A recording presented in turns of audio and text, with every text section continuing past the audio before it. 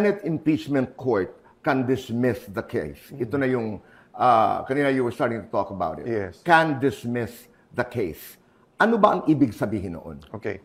So, Kuya Boy, pag nag-file ka ng kaso sa kahit anong korte, ang unang titignan dyan ay yung jurisdiction. And to not be very technical about it, it's simple. The authority or the lack of authority to try the case. Di ba? So, for example, kinasuhan mo ako sa MTC, pero ang jurisdiction sa RTC, i-dismiss ng MTC yan. Kinasuhan mo ako sa ombudsman, pero hindi ako covered ng ombudsman dahil private businessman ako at wala akong dealing sa gobyerno, i-dismiss ng ombudsman yan. Di ba? So, sa Supreme Court, meron sila tinatawag na prohibited pleadings. Di ba? So, may mga sinasabi ko, anong prohibited? O, whether motion niya o pleadings, di ba? Ang prohibition mo lang sa Senado, yung lang nakalagay sa konstitusyon. So, for example, hindi kami pwede mag-impeach ng hindi impeachable officer. Di ba? But yun lang ang limitation. Then, sa rules namin. So, yung dalas ko marinig ngayon, kung wala sa rules nyo, hindi nyo pwedeng gawin. Hindi kami pwede mag-CR. Wala sa rules namin na pwede kang tumayo tapos pwede ka mag-CR Oh. So, pero pwede mong... So, but to go to the main point, Kuya Boy, no? We should not dismiss outrightly unless it's a question of grave violation of the Constitution. Di ba? So, kasi ang nabenta kasi nung ibang advocates ng hindi nyo man lang titignan yung ebidensya, i-dismiss nyo na. Okay? That's always the case if you question the jurisdiction. Di ba? So when you go to the ICC, kay President Duterte, ano ba unang question ng abogado ni President Duterte? Hindi ba tinanong niya, you have no jurisdiction over us kasi umalis na kami. Wala pang ebidensya ang pinapakita doon.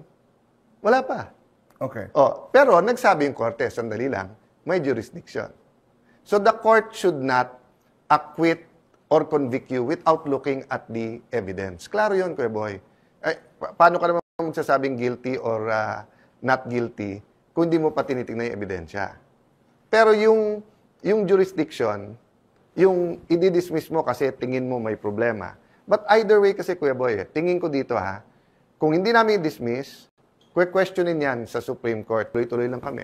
But if we do decide na sandali lang may violation to nung 1-year ban, therefore hindi dapat umabot sa amin ito, ang mangyayari nito, I'm sure, tutuloy sa Supreme Court. Is that where the Senate President was coming from? No. Yung sinabi niya that the impeachment court can actually dismiss Kasi, the case. Kuya Boy, may halo na to ng ng intriga kay Senate President of how he handles the impeachment court. Kasi may nagsasabi, ang pinanggalingan nito, yung sinabi nila, na dapat in-overrule niya si Senator Bato nung sinabi niyang, I will move to dismiss. Okay. But, Kuya Boy, if the Senate President said na, you're out of order, and then he appealed. So, sinabi ni Senator Bato, okay, tell me where in the rules na nakalagay dyan na hindi kami pwede mag-move dahil mali, walang jurisdiction or... Sabi mo may i-cite pa rin si Senate President. Senator Bato can appeal. Magbobotohan yun ngayon. Alam ko yan, Kuya Boy, kasi ako yung unang in-appeal yung sinabi ni Senate President Enrile sa case ni CJ Corona. I disagreed kung sino pwedeng isupina o hindi. In-overrule niya ako. I appeal. Kaya nagbotohan. No? So, ang point, Kuya Boy, kung nagbotohan, sino susundin namin? Yung minority o yung majority? Di ba? So, kung sasabihin ni Cheese, 15 kayo or 13 kayo na bumoto to dismiss, tuloy pa rin kami. O 10 lang kami. Pwede ba yun? And then, to convict, you need 16.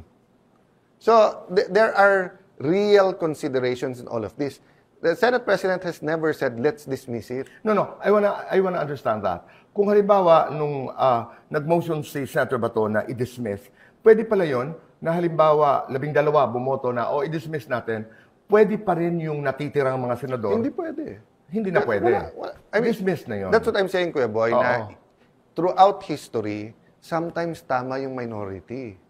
Pero majority rule Okay. Di ba? So, sa ordinaryong korte, Kuya Boy, pag nag-disagree, so for example, no, sa Court of Appeals, di ba, kung hindi sila unanimous 3, magdadagdag kan 2, may 5.